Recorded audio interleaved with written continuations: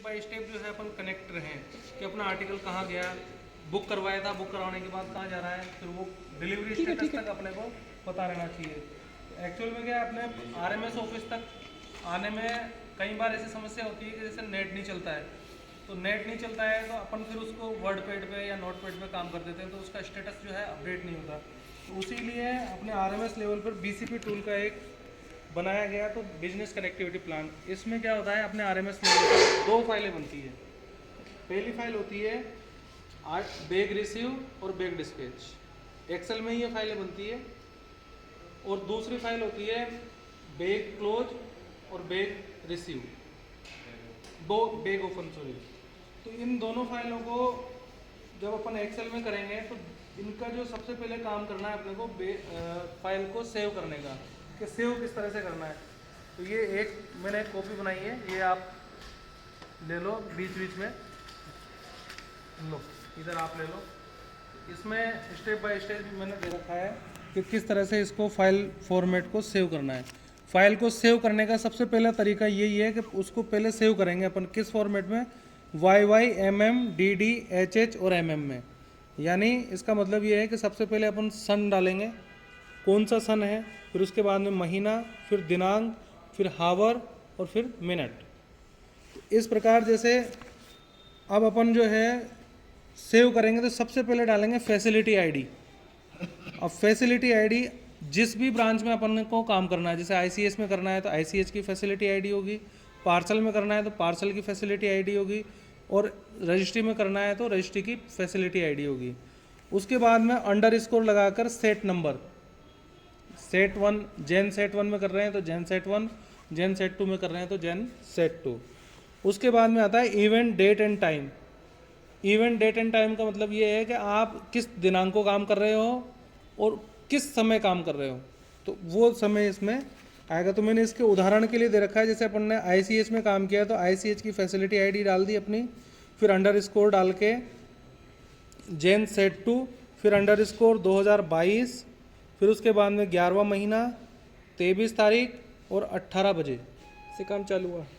ये यहाँ से 18 बजे इसलिए लिया क्योंकि अपना लगभग जेन सेट 2 का काम 18 बजे से स्टार्ट हो जाता है, तो बैग रिसीविंग अपनी यहाँ से चालू हो जाती है। दूसरी जो फाइल है उसका भी फाइल फॉर्मेट यही है सेम, लेकिन उसमें थोड़ा सा अपन टाइमिंग में चेंज कर सकते हैं, नहीं तो अगर सेम रखेंगे तो फाइल सेव होने में फिर दिक्कत आएगी। तो अपन ने उसका जो टाइमिंग है लास्ट में 23:00 कर दिया, यानी अपनी जो क्लोजिंग स्टार्ट होती है वो लगभग 23 बजे से क्लोजिंग चालू हो जाती है पूरे बैच की या सेट की। इस तरह से अपन ने फाइल फॉर्मेट को लगा के और ये फाइल को सेव कर दिया। अब फाइल सेव करने के बाद में इस फाइल के दो फाइलें हो गई।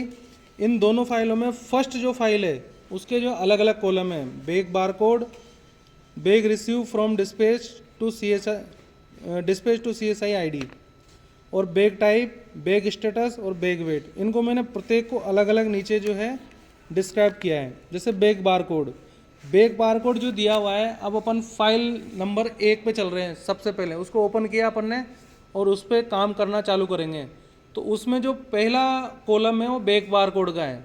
यानी सबसे पहला काम अपन जैसे नॉर्मली करते हैं तो बैग को रिसीव करते हैं सबसे पहले, तो उसी तरह से बैग रिसीव करने के लिए इस वाली फाइल में जो कॉलम नंबर है बैग बारकोड, इस बारकोड में उस बारकोड को स्कैन कर देंगे।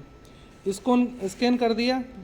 स्कैन करने के बाद में जो दूसरा कॉलम है बैग रिसीव फ्रॉम, यानी बैग रिसीव फ्रॉम और ऑब्लिक लग के डिस्पैच टू, ये एक ही फाइल बनेगी, बैग रिसीव और बैग डिस्पैच की दो फाइलें नहीं बनेगी। तो इसमें ऑब्लिक लगा के इसलिए लिखा हुआ है बैग रिसीव फ्रॉम और डिस्पैच टू।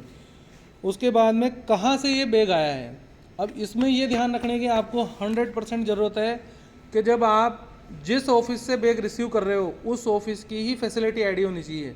सपोज करो कोटा HO से आप बैग रिसीव कर रहे हो तो कोटा HO की ही फैसिलिटी आईडी यहाँ पर आएगी, ना कि BPC कोटा HO। अगर ये BPC कोटा HO की डाल दोगे तो ये जब आप फाइल अपलोड करोगे ना तब ये एरर देके फाइल अपलोड नहीं करने देगा। इसलिए मैंने ये पूरा जो फाइल को सेव करने का फॉर्मेट है वो बिल्कुल डिस्क्राइब किया है इसको। फिर उसके बाद में आपने फैसिलिटी आईडी डाल दी।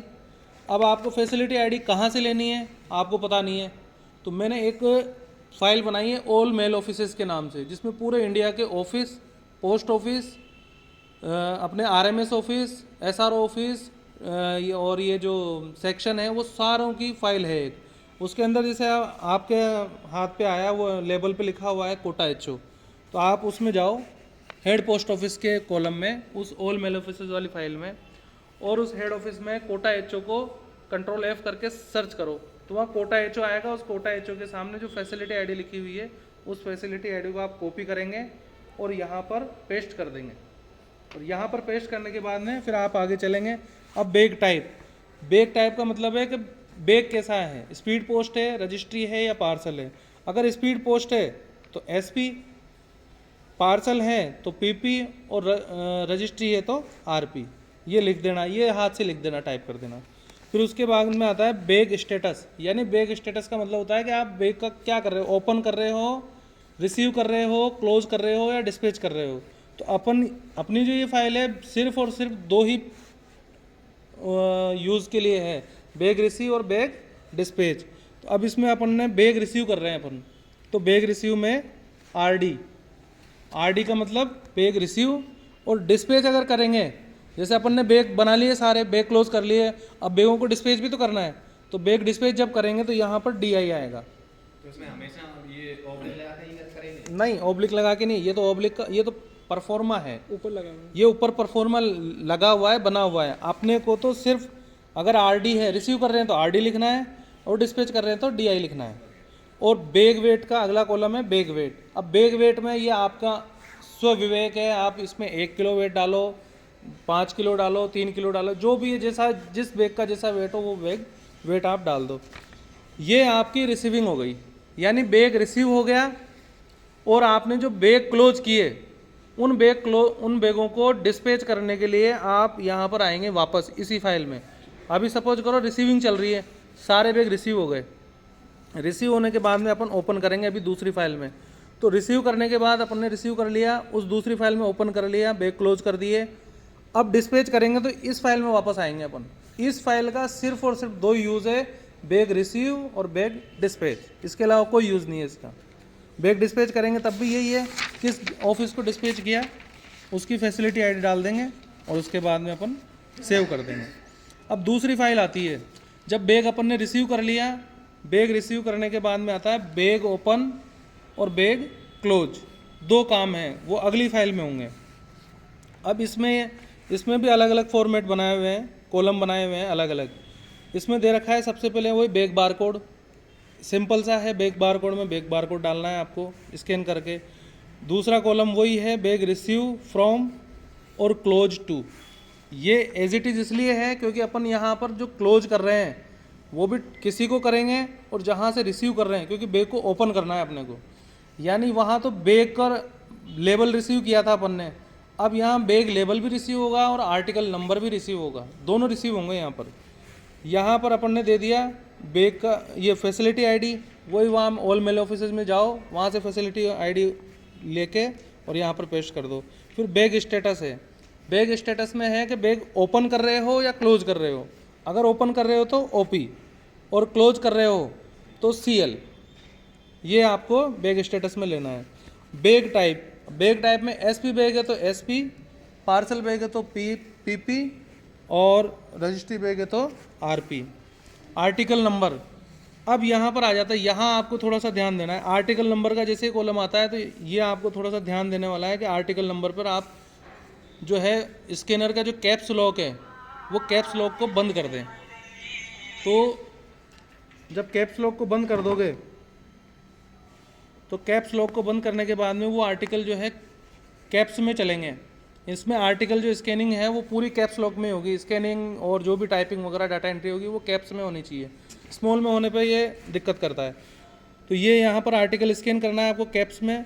फिर उसके बाद में आर्टिकल टाइप, ये जो आर्टिकल जैसे इसके अंदर 10 आर्टिकल है। हाँ 10 आर्टिकल है तो 10 के 10 आप स्कैन करेंगे।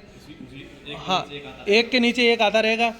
और इधर वाली जो लाइन है जो bag barcode, bag receive, bag status और बैग टाइप, इनको आप सेलेक्ट करके और यूँ कहीं नीचे खींच लोगे। एक्सेल सीट है ये, यूँ कहीं नीचे खींच लोगे तो वो इक्विवेलेंट आ जाएंगे पूरे। लेकिन ये ध्यान रखना है जब आप खींचोगे उसको पकड़ के सेलेक्ट करके, तो यहाँ बैग नंबर की जो सीरीज है वो चेंज नहीं होनी चाहिए, इसका ध्यान रखना आप, क्योंकि बैग नंबर जो है सेम रहने चाहिए। जैसे इस बैग नंबर में 100 आर्टिकल हैं तो उन 100 आर्टिकलों का बैग नंबर एक ही रहेगा। अगर आपने उसमें सीक्वेंस में ध्यान नहीं दिया तो वो चेंज हो जाएंगे प्रत्येक आर्टिकल का। हाँ, फिर उसके बाद आता है आर्टिकल टाइप। आर्टिकल टाइप में ये है कि एसपी इनलैंड, अपना स्पीड पोस्ट का जो आर्टिकल है उसके लिए स्पीड एसपी इनलैंड है। आर्टिकल टाइप के लिए मैंने नीचे यहाँ पर एक वो दी है पूरी टेबल कि कौन सा आर्टिकल कैसा है। जैसे रजिस्टर्ड आर्टिकल है तो रजिस्टर्ड आर्टिकल के लिए सिर्फ लेटर यूज़ करना है, रजिस्टर्ड पार्सल है उसके लिए पार्सल लिखना है। इस आर्टिकल टाइप में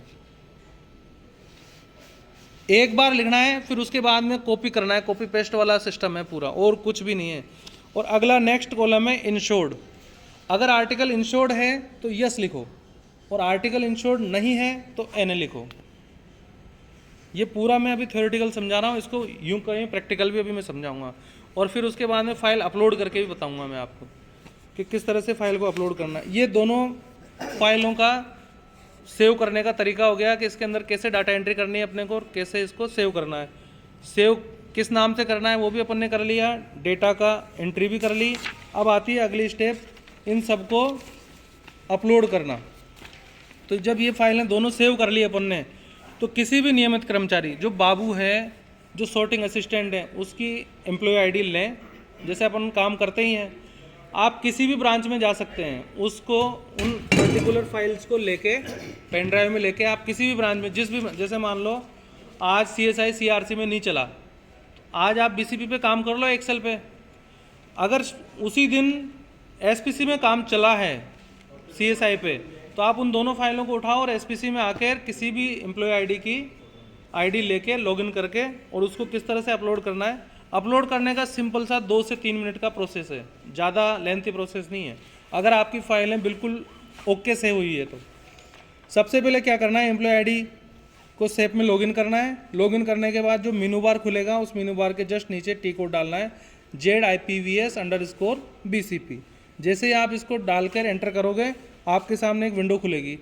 उस विंडो पर 2 ऑप्शन होंगे आपसे, एक तो बैग ओपन/क्लोज जो अपन ने फाइल बनाई थी, और एक है बैग रिसीव/डिस्पैच। तो अब अपने को यहाँ पर थोड़ा सा ध्यान देने वाली बात है कि अपन कौन सी फाइल अपलोड करना चाहते हैं। सबसे पहले अगर अपन ये बैग ओपन और क्लोज वाली फाइल अपलोड करेंगे तो वो फाइल अपलोड कभी नहीं होगी। क्यों नहीं होगी? क्योंकि सबसे पहले वो बैग रिसीव होना चाहिए। तो सबसे पहले अपने को यहाँ अपलोड करने के लिए बैग रिसीव/डिस्पैच ये वाली फाइल को अपलोड करना है। उसके बाद में बैग ओपन और क्लोज वाली फाइल को अपलोड करना है। जैसे आप किसी भी एक ऑप्शन पे जाएंगे तो जाने के बाद में क्लिक करने के बाद में फाइल लोकेशन मांगेगा वो। तो अब ये आपको आपकी सहूलियत है, आप डेस्कटॉप पर सेव करना चाहें तो सही है, आप D ड्राइव E ड्राइव जहाँ भी सेव करना चाहें वहाँ सही है। मैंने BCP format for male offices के नाम से प्रत्येक कंप्यूटर के डेस्कटॉप पे सेव कर रखा है फोल्डर, तो आप वहाँ पर तारीख वाइज सेव कर सकते हैं, उसमें आपको दिक्कत नहीं आएगी। जैसे ही आप उसमें फाइल लोकेशन पे क्लिक करोगे, ओपन पर क्लिक करें तो ओपन होने से वो फाइल का जो एड्रेस है वो लोकेशन उस सीरीज में आ जाएगा। फिर उसके बाद में ऊपर की साइड में लेफ्ट हैंड पर एक घड़ी नुमा एक चिन्ह बना हुआ होगा। उस घड़ी नुमा चिन्ह पर आप जैसे ही क्लिक करेंगे तो वो पूछेगा, अलाउ के लिए पूछेगा, परमिशन मांगेगा आपसे कि इस फाइल को अपलोड कर दें या नहीं करें। अगर आपको वो चिन्ह ना दिखे तो फाइल लोकेशन देने के बाद में आप F8 जो इस पर की होती है फंक्शन की कीबोर्ड पे, उस की को आप प्रेस करेंगे तो वो अपलोड के लिए परमिशन मांग लेगा तुरंत ही।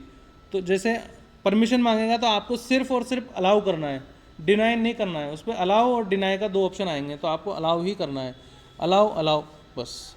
उसके बाद में आपकी जो फाइल है वो अपलोड हो जाएगी तुरंत। 2 से 3 मिनट का प्रोसेस है। इस तरह से अपन ये BCP पर काम करेंगे। एक पूरा प्रैक्टिकल में बता देता हूँ।